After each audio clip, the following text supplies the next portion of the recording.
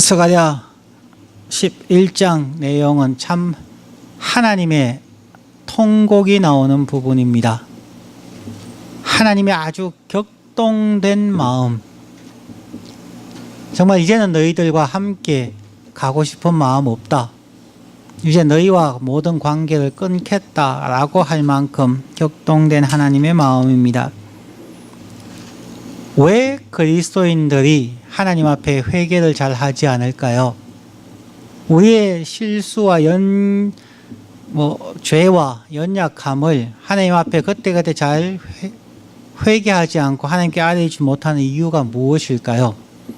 사람들은 보통 이렇게 얘기합니다. 늘 같은 죄를 짓는데 자꾸 얘기하기가 쑥스러워서, 혹은 어떤 사람은 그냥 하나님 마음 자꾸 힘들게 할 것 같아서 라고 하는 경우가 많습니다. 죄를 짓지 않은 사람은 없는데 그런 것 같습니다. 효심이라고 하는 한 유머에 그런 얘기가 있습니다. 분명히 학교에서 성적표가 나왔을 것인데 맹구가 성적표를 내놓지 않자 어머니가 불렀습니다. 맹구야, 너 왜 성적표를 보여주지 않니? 선생님의 가르침을 실천하려고요. 어머니가 다시 맹구에게 묻습니다. 그게 무슨 소리냐? 선생님이 무슨 말씀을 하셨는데? 맹구가 대답합니다. 선생님께서 오늘 그러셨거든요. 부모님께 걱정을 끼쳐드리는 일을 해서는 안 된다고요. 성적표를 보여드리면 걱정하실까 봐 효심이 지극한 맹구는 보여드리지 않습니다. 마치 우리 그리스도인들이 하나님을 위해서 회개하지 않는 것처럼, 하나님 자꾸 걱정하시고 하나님께서 귀찮아 하실까 봐 하나님을 위해서 회개하지 않는 것처럼 말할 때가 많습니다. 회개는 끊임없이 반복되어져야 합니다. 하나님은 전혀 그 일로 인하여 귀찮아하거나 불편해하지 않습니다. 하나님은 우리의 행복을 원하십니다. 심지어 예수님께서 요한복음 10장 10절에서 말씀하신 것처럼 내가 온 것은 양으로 생명을 얻게 하고 더 풍성히 얻게 하려 함이라. 하나님의 축복은 항상 이렇게 두 가지 측면입니다. 생명을 얻게 하는 구원의 목적과 그냥 예수 믿고 구원받았다고 끝나서는 안 된다는 것입니다. 그러므로 더 풍성히 얻게 하려 함이라 하는 두 가지입니다. 첫 번째가 하나님의 은혜라면, 두 번째는 하나님과의 연합, union with God이라고 하는 것입니다. 구원도 마찬가지입니다.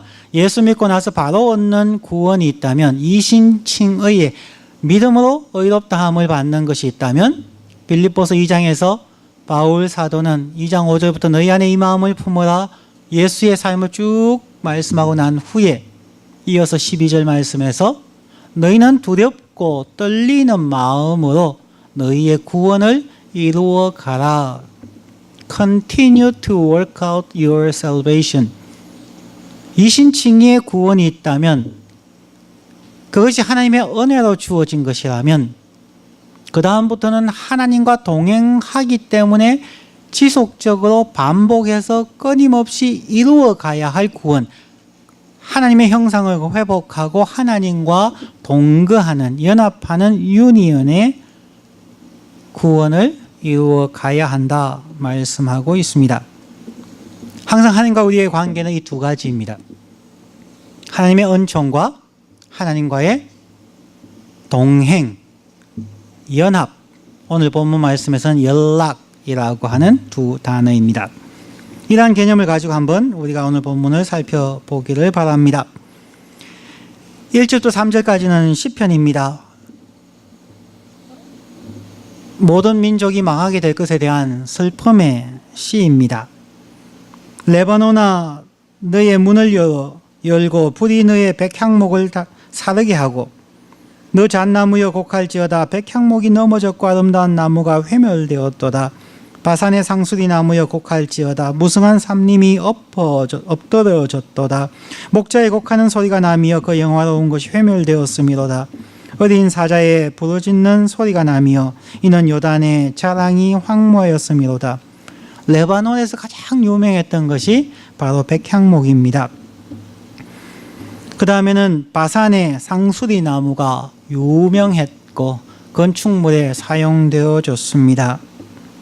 요단의 자랑들, 세상 모든 자랑들이 한순간에 다 무너진다는 것입니다. 완전하게 불타 없어지는 것은 세상의 마지막 예수 그리스도께서 재림할 때라고 하겠지만 날마다의 삶 속에서도 인간의 자랑은 결국은 허물어지고 무너질 수밖에 없는 것들입니다.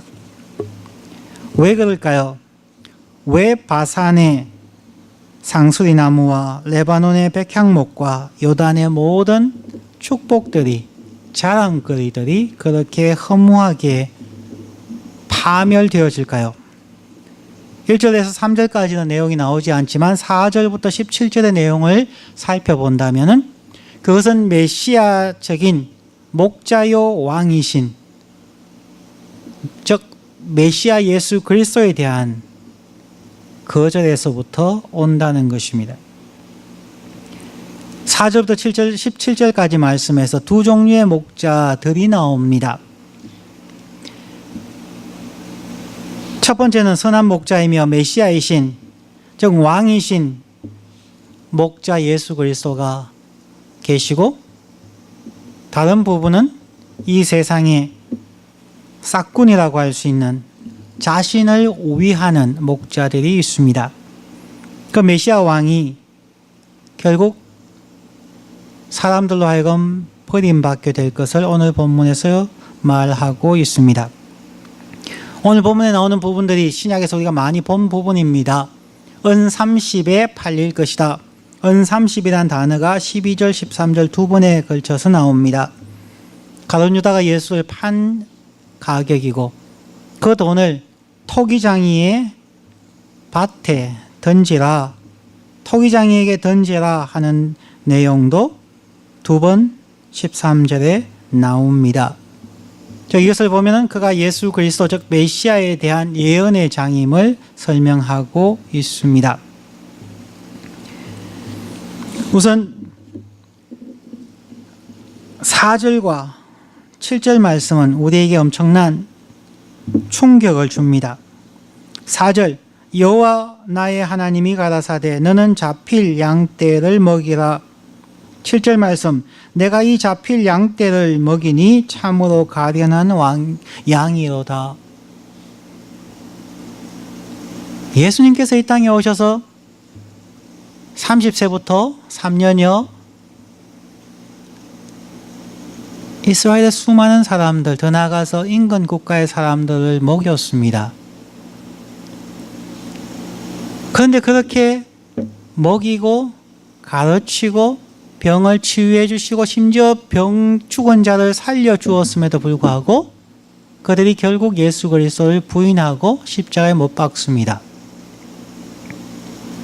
예수 그리스도는 그들이 결국은 하나님 그리고 자신을 부인하고 배반할 것을 아심에도 불구하고 그들을 사랑하고 그들을 먹이시고 가르쳤다는 것입니다. 신약 성경에서는 그게 불분명하지만 오늘 이 본문에서는 너무나 분명하게 얘기해 줍니다. 4절과 7절 말씀 방금 읽었던 부분입니다. 잡힐 양떼를 먹이라. 잡혀갈 양떼를 먹여라. 참으로 가련한 양이라. 예수님께서도 오병이의 사건이나 여러 상황 속에서 이스라엘 백성을 보면서 하시는 말씀이 목자 없는 양떼 같아서 내가 저들을 불쌍히 여기노라, 가련하게 여기노라 하는 말씀입니다. 스가랴 시대의 양떼나 예수님 시대의 백성들이나 오늘날 예배드리는 우리의 모습도 같은 모습입니다. 아무리 지금 내가 성경을 많이 읽는다, 교회 생활 열심히 한다 할지라도 우리는 가련한 양들입니다. 언제라도 자기의 욕심을 챙기는, 자기가 십자가에 죽지 못하고 예수 그리스도를 오히려 종처럼 부리려고 하는 우리의 연약한 모습이 있음을 우리가 늘 깨닫게 됩니다. 그래서 가장 중요한 것은, 기독교에서 가장 중요한 두 가지는 회개와 순종입니다. 회개함과 순종입니다. 이 두 가지도 잠시 후에 연결되어짐을 볼 수가 있습니다. 8절 말씀, 한 달 동안에 내가 그 세 목자를 끊었으니 이는 내 마음에 그들을 싫어하였고 그들의 마음에도 나를 미워하였음이니라. 세 명이라고 하는 특별한 사람이 아니라 하늘의 숫자인 3을 통하여 하나님의 기준에 미달한 사람들을 하나님께서 끊어버리셨다. 하나님의 기준에 미달한 사람들도 하나님을 미워하였다. 하나님과 그들의 관계를 설명합니다. 우리가 그러한 새 목자와 같은 하나님의 기준에 합하지 못한 사람들은 아닐까요? 자신의 목적을 위하여서, 주인의 이익을 위하여서 양을 사고 팔듯이 하나님의 백성을 팔고, 자기의 유익을 위하여서 복음조차도 팔고, 자신들의 경제적인 유익이나 명예나 권력을 위하여 신앙조차 팔아가는 모습은 과거나 현재나 어쩌면 앞으로도 반복되어지는, 참 하나님의 마음을 진짜 아프게 하는 죄의 속성이라 하겠습니다. 이제 오늘 본문으로 생각해서 하나님과 우리의 관계 두 가지를 말씀을 나눴습니다. 첫 번째 7절 다시 봅니다. 7절, 내가 이 잡힐 양떼를 먹이니 참으로 가련한 양이라. 그 다음입니다. 내가 이에 너무나 가련한 양이기에 막대기 둘을 취하여 하나는 은총이라 하며 하나는 연락이라 하고 양떼를 먹일세. 하나님께서 양떼를 먹일 때 사용하는 두 가지 지팡이, 하나는 은총이고 하나는 연락입니다. 은총은 값없이 주시는 하나님의 선물입니다. 우리에게 필요한 것은 회개일 뿐입니다. 우리가 먼저 회개함으로 예수를 영접하는 것이 아니라 예수의 은혜가 우리에게 왔기 때문에 회개하는 것입니다. 우리는 회개할 능력조차 없습니다. 아무리 회개하고 싶어도 그게 쉽지 않습니다. 한번 이렇게 그럼 쉽게 얘기해 볼게요. 여러분이 남편이나 아내에게 혹은 자녀에게, 부모에게 잘못한 것이 있죠. 그런데 쉽게 가서 잘못했습니다, I'm sorry 하게 되던가요? 잘 안 합니다. 사람은 자기의 잘못을 인정하는 것을 참 어려워합니다. 친구 간에도 그냥 저 친구가 내 마음 이해해 주겠지 라고 넘어가지, 자그마한 일조차도 가서 내가 미안해, 잘못했다 라고 하는 사람 잘 없습니다. 부부 사이에서도 그런 경우가 잘 없지요. 인간 사회에서는 쉽게 그렇게 되지 않습니다. 그런데 상대방이 먼저 미안해, 어떻게 지냈어? 라고 하면 그때서야 우리는 그래, 나도 잘못했다, 미안해 라고 하죠. 사람과 사람 사이의 관계도 상대방이 먼저 은혜를 베풀면 비로소 그때 나도 잘못했어 라고 얘기하는 거죠. 그게 사람의 죄성입니다. 그렇기 때문에 저희들이 나에게 잘못한 사람에게 있으면은 사과받고 싶으면 가셔서 내가 미안해 라고 먼저 얘기하세요. 그렇지 않고 사람들 뭐라고 해요? 가서 너 이거 잘못했지, 이렇게 해야 옳은 거야. 그러면 사과도 못 받고 괜히 인상만 쓰게 돼요. 상대방이 뭐라고 해요? 너는 잘난 거 있어? 너나 잘해. 꼭 그렇게 나와요. 그렇기 때문에 남을 깨우쳐 주려고도 하지 마시고요. 너 잘못했어 라고 책망하지 말고 은혜를 베푸십시오. 우리가 아직 죄인 되었을 때, 우리가 하나님을 향하여 이를 부득부득 갈며 우리가 하나님을 모른다 하는 그때에 그리스도께서 십자가에 죽으심으로 우리에 대한 하나님의 사랑을 확정하여 주셨습니다. 로마서 5장 8절의 말씀이죠. 우리가 아직 죄인 되었을 때, 깨닫지도 못할 때에, 마음의 분노가 가득할 때에, 저를 십자가에 못 박으라고 소리치는 그때에 아버지여 저들의 죄를 용서하십시오. 저들은 자기들이 하는 것을 모릅니다. 기독교는 은총의 종교입니다. 은총을 베풀 때에 비로소 회개할 수 있습니다. 교회 안에서는 혹 누가 잘못했다 할지라도, 목사님이 잘못된 결정을 했다 할지라도, 장로님이나 권사님이 잘못된 결정을 했다 할지라도, 네, 그렇게 하시죠. 그러면 본인도 압니다. 서로가 서로에게 미안한 마음으로 미안해요. 괜찮습니다. 그게 교회죠. 교회가 율법을 배척하고 기독교는 은혜의 종교다라고 얘기하면서 교회 안에 우리의 삶은 너무나 율법적입니다. 너무나 시시비비를 가리는 세상이 되어버렸습니다. 그 말은 그 사람의 마음 속에 하나님의 은혜가 없다는 것입니다. 하나님의 사랑, 우리가 아직 죄인 되었을 때, 상대방이 아직 죄인 되었을 때에 그를 위하여 대신 죽어줄 수 있는 그 하나님의 사랑이 아직 교회 안에 없고, 아직 그리스도인의 마음 안에 없고, 아직 부모의 마음 속에, 자녀의 마음 속에 없다는 것입니다. 하나님이 이스라엘 백성을 인도하시고 양떼를 치실 때 있는 두 막대기의 첫 번째가 바로 은총입니다. 두 번째는 연락이라, 유니언이다 라고 영어 성경에 나와 있습니다.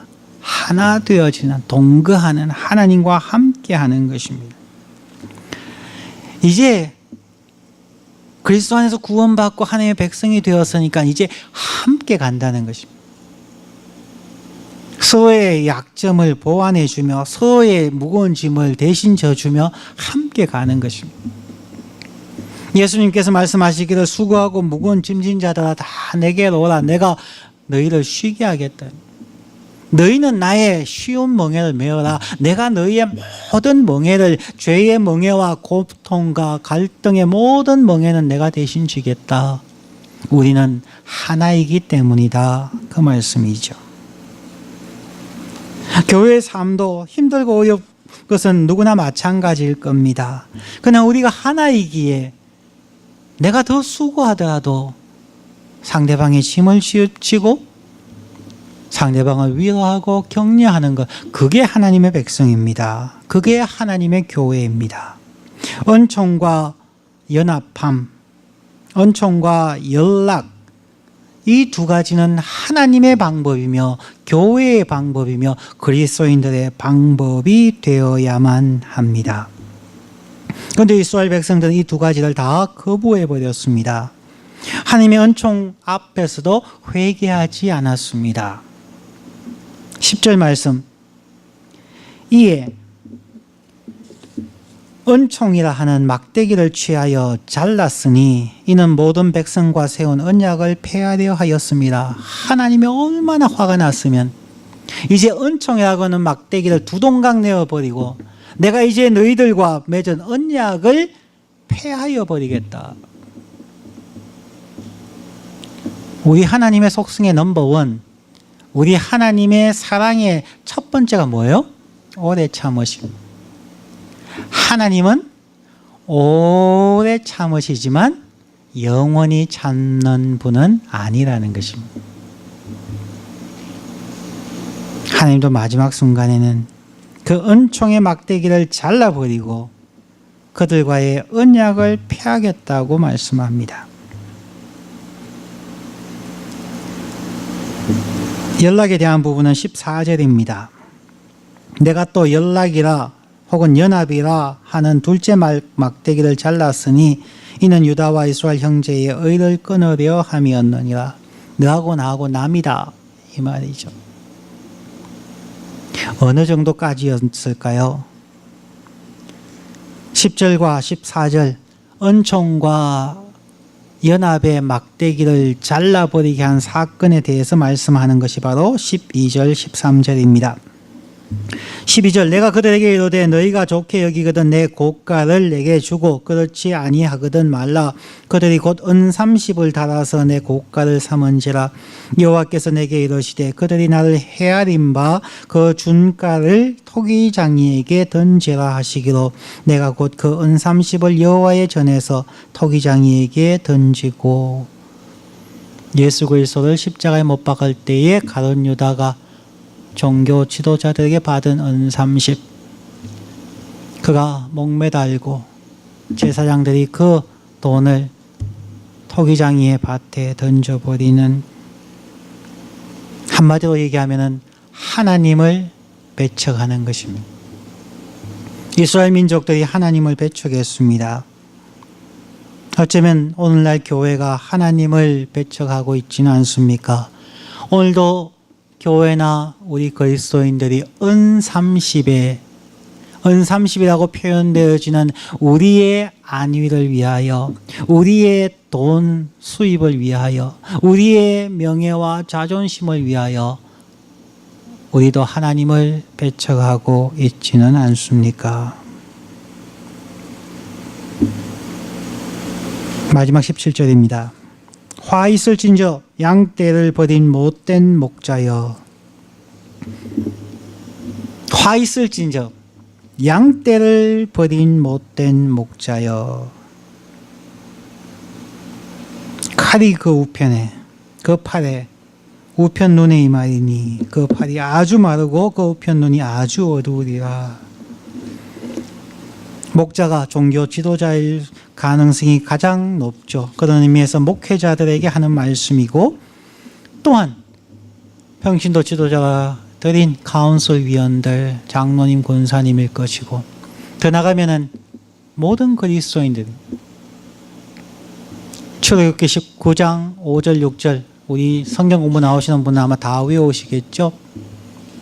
출애굽기 19장 5절 6절과 베드로전서 2장 9절 말씀, 구약과 신약을 연결시키는 굉장히 중요한 주제입니다. 출애굽기 19장에서는 만물이 나에게 속하였은즉 내가 너희를 출애굽시키는 목적은 너희를 나의 소유되게 하고 나의 제사장 국가가 되게 하기 위함이다. 베드로전서 2장 9절도 마찬가지입니다. 너희는 택하신 백성이요 왕같은 제사장이요. 우리 모두는 제사장들입니다. 우리 모두들은 바로 목자들입니다. 그런 의미에서 화 있을진저 양떼를 버린 못된 목자여, 우리 모두에게 적용되어지는 말씀입니다. 저와 여러분은 어떻게 살고 있습니까? 마지막 예화를 하나 들고 마치려고 합니다. 늑대 사회와 나만 사회라는 글입니다.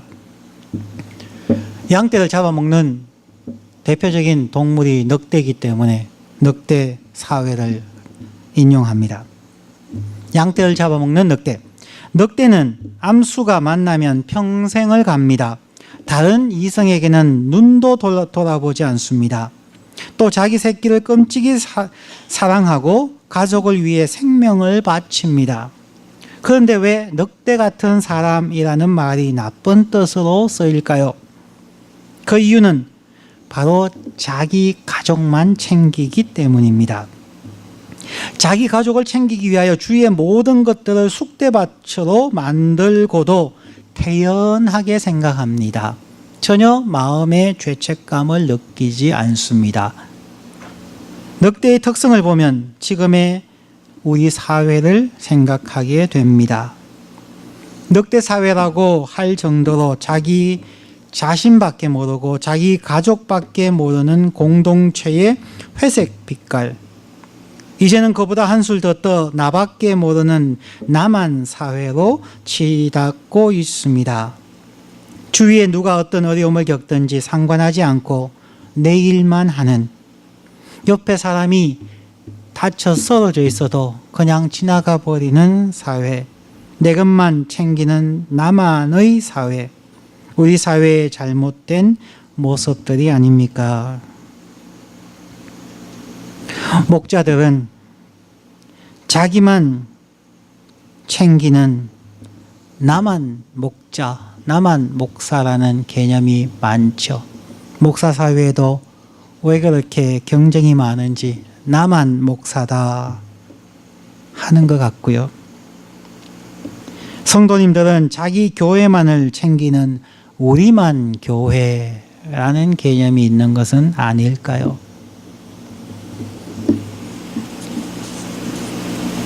하나님께서 새 목자를 끊어버린 것처럼 우리가 끊쳐지지 않기 위하여 해야 되는 것은 하나님께로 돌아가는 것입니다. 하나님은 두 가지 막대기로 하나님의 백성을 다스리고 인도합니다. 하나는 은총이요, 또 다른 하나는 연합입니다.